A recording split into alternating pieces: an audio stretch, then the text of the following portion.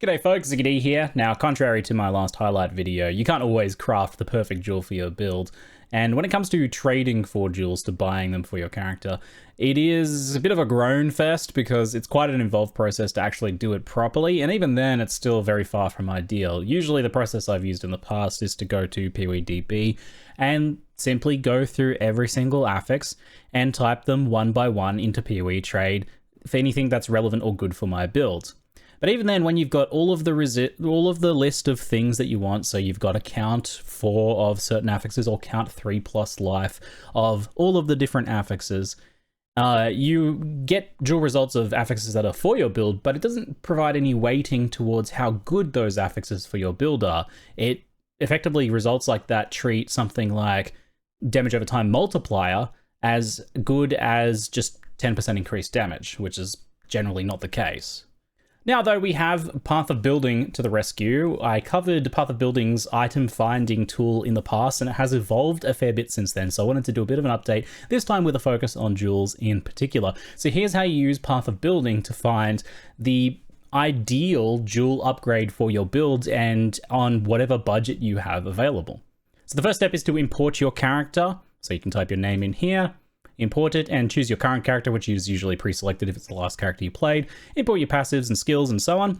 And then you need to make any modifications that you need to make. So right now, for example, the new Viper Strike of the Mamba, which is the skill I'm playing, isn't supported. So I'm just going to have to make do with Viper Strike. There are some hoops you can go through to like edit Path of Building to try and customize gems, but this will be good enough for our purposes today, just to substitute it for straight up Viper Strike.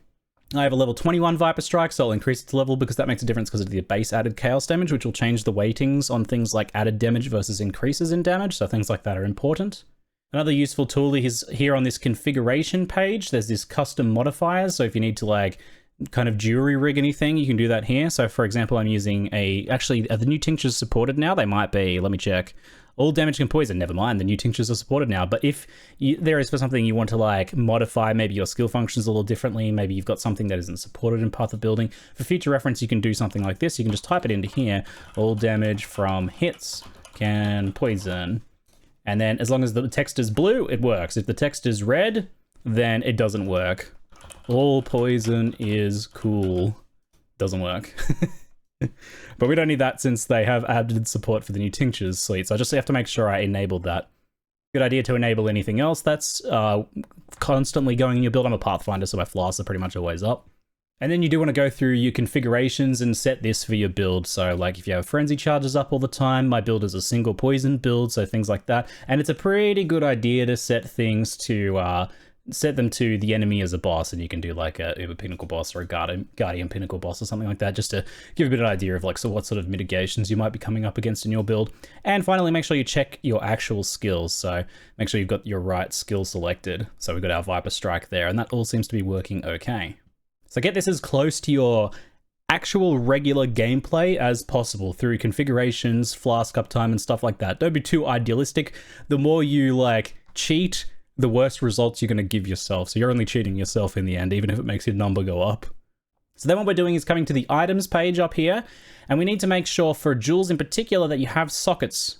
So let's say you're a little bit early and you haven't yet picked up the jewel socket on your tree, then the socket won't be available here and you won't actually be able to search for sockets. So if you're like planning on, if you're pre-buying jewels because you're about to get a jewel socket, just make sure you actually select it on the tree. So like make sure you get your empty socket there, for example.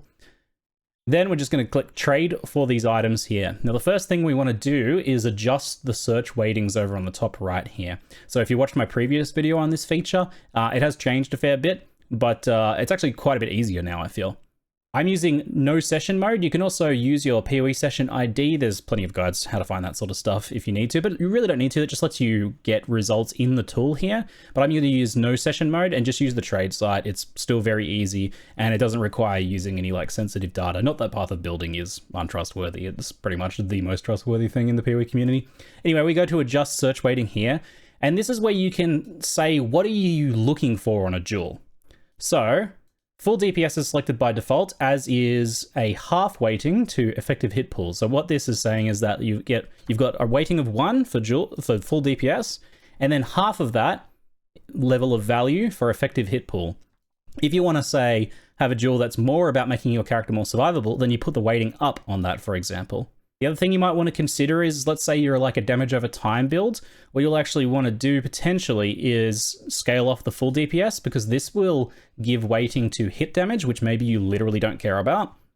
It won't give much weighting to it because you probably won't do much hit damage, but it's still giving you a slightly inaccurate result. I'm a poison build, so I can say poison DPS, or you can say dot DPS instead. I'll just go poison DPS. And I'll leave my effective hit pool weighting at half for now. I'm fine with that. But you can tinker with this, play around with it, see what sort of results it spits out. We'll be doing something clever in a moment anyway that will kind of potentially work around this. So now I'm going to click save on the stat weightings, and we're going to go down to a dual socket and click find best. And then we're going to say we want any type of duel, because I'm actually happy with a regular duel or an abyss duel, whatever's more better for my build ultimately, but you could choose which one you want specifically.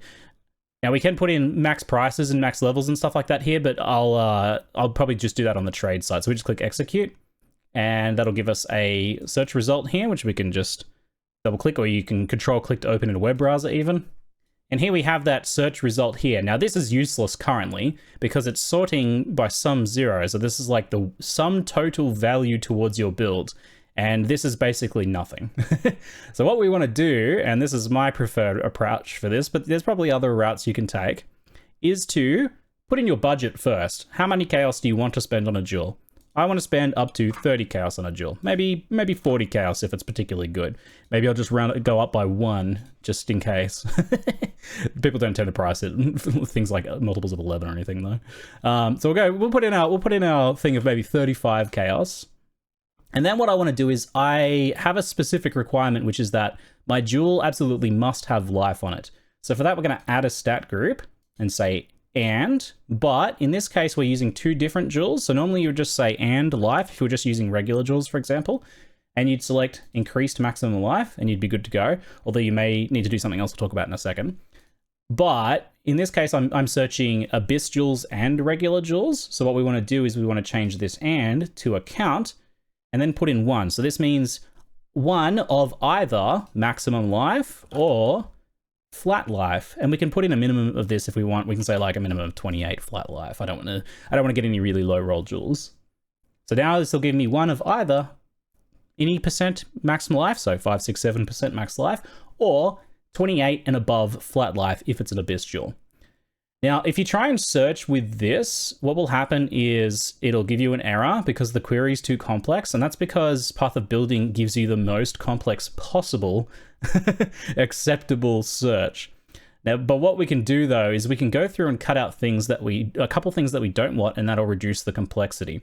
And something I like to do is if you're doing a count, like a separate thing saying we must have life on this duel, then what we can do is take out the life from this actual search result. So there's life there, and there's percentage increase maximum life there. Another thing we might consider is maybe there's some things kind of get put in there that are like really low value, and you can kind of see the weighting here. So like maximum energy shield, you can see the value here is 0.15. That's the weighting that the tool is giving it. That's saying how valuable this is for your build. The value of this is 0.15. And to get the context for that, you compare it to something like increased damage, which is 1.25. So this is substantially more valuable to the search that we set up than this is. So you can go ahead and trim a really low value thing. Like I'm not even going to look at an energy shield duel. I can just cut that out if I want. So you can cut out some really low value ones if you need to cut anything else out. Like flat evasion rating is considered pretty low value as well. Even though it's proper for our build, the total value you get from it is very minimal to your effective hit pool. So that's something you could cut out. And then you see, it actually gives you a really good visual of just how good certain stats are compared to other stats. Because we can look at chaos damage over time multiplier, a weighting of 5. That's how much damage that gives to our build compared to other things. Another thing to consider is that like it gives resistances here. Why is it giving resistances here? Is that because I don't have maxed resistances in the tool? Oh yeah, so this is interesting. For some reason, the tool is saying I don't have capped fire res. I suspect it's missing a source of fire resistance. I don't know if it's not using the new trees properly or something. But anyway, I'm pretty sure I have capped fire res in game. I'll double check later in case I screwed something up. But that's interesting because it's revealed to me that it's saying, hey, look, the value of capping your fire res, Ziggy, is very high. Thanks, game. That's good. It's good to know. But safe to say, I'm not going to be looking for any fire res on jewels. Although if I needed to cap fire res, I guess this would be a way to do it. Now I would be likely to find some fire res jewels. So I'm just going to go ahead and cut those out, since that's basically just a mistake. Everything else looks pretty good, though. So we'll go ahead and search here. So now we'll search for jewels with a maximum price of 35 chaos with the highest possible sum total of these weighted by the value of the modifiers, and it must have 1 life roll. Now, what you'll notice is that you just immediately get this, which is useless, but because we've capped by price, what we can just do is sort by sum. This will sort it by the highest possible value jewel. So this is 50.66 total value from all of these mods that we've got here, effectively. So we've got cold and lightning damage to attacks, because I'm using the all damage can poison, life, and damage over time. That's an insane jewel for 1C. Crazy bargains. That's how good this is. This person listed this up for 2 chaos, and no one has bothered to buy it because what builds, there's not many builds that are using like cold and lightning to poison, right? Like it's kind of a niche thing, so I get a sick bargain. And the other thing is like the player who's selling this doesn't really realize the value of it because they don't like know every possible build in the game. So you can get some great bargains this way. I've got blind enemies on hit with attack, added lightning life for 3 chaos, also an insane jewel. These are actually like some sick bargains. I'm totally going to buy those top 2. As we can scroll past ones that are 30C because we already know that there's some like really good value ones here. And we just go down. They get slightly weaker as we go. So you can see they're down to 43, 42, 41. But you might personally prefer some things. You're like, hey, it would be really nice to have some blind source. So I'll go ahead and weigh that a little bit emotionally higher. But that's how it works. It's pretty straightforward. It's very quick to do. It's way quicker and way more effective at both finding better jewels and better bargains for you as a player than doing the old-fashioned way of manually typing out all the possible affixes you want on a jewel, which is something I did every league at league start, set up my perfect search, and then tried to keep it open, keep the tab open for the entire league while I needed jewels. But this is way easier. So I hope you enjoyed this video. I hope it's been helpful. I am Ziggy D, and thank you very much for watching. And thanks to the Path of Building people for making such a cool tool.